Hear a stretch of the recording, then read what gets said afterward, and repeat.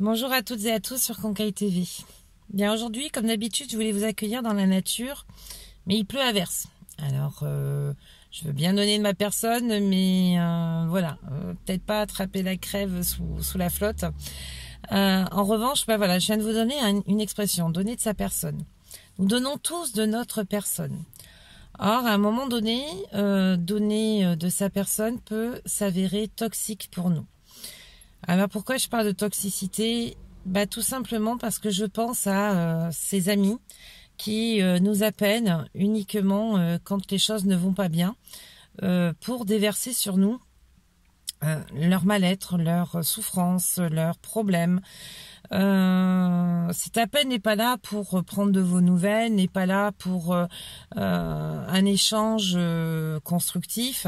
Non, il est là tout simplement pour déverser.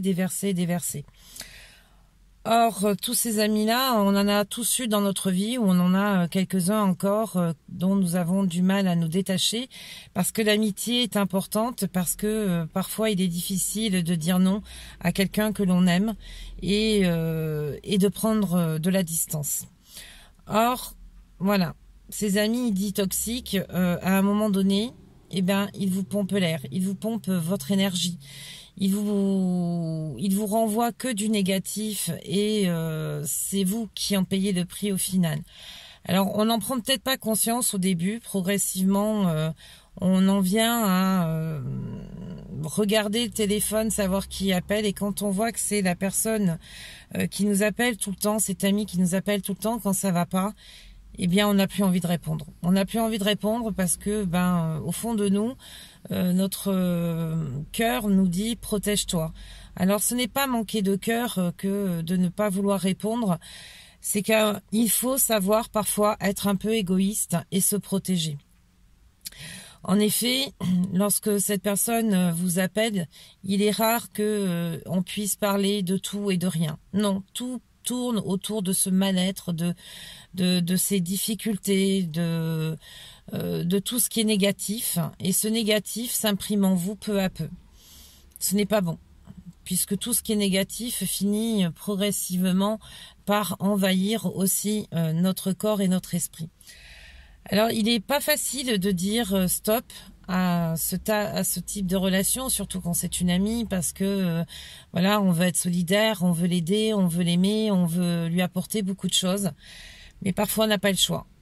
Parfois, il faut savoir penser à soi, se dire que ouais, là c'est stop, je peux plus, je souhaite me protéger et se protéger, c'est extrêmement important.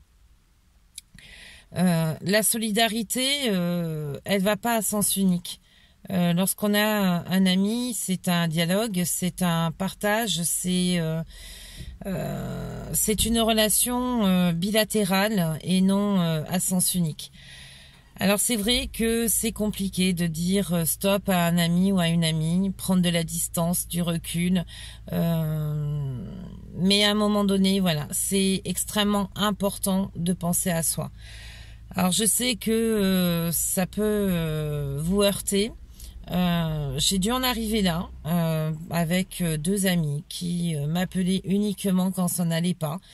Et à la sortie de la conversation, c'est moi qui étais pas bien, qui était inquiète pour cet ami, qui me posait des questions et qui forcément, le lendemain ou le surlendemain, parce que la personne était vraiment mal, je l'appelais, je me donnais comme obligation de le faire.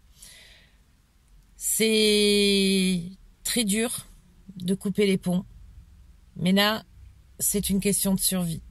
Alors, je vous donne ces éléments de réflexion pour prendre du recul sur ce type de relation que vous pouvez peut-être avoir avec une personne.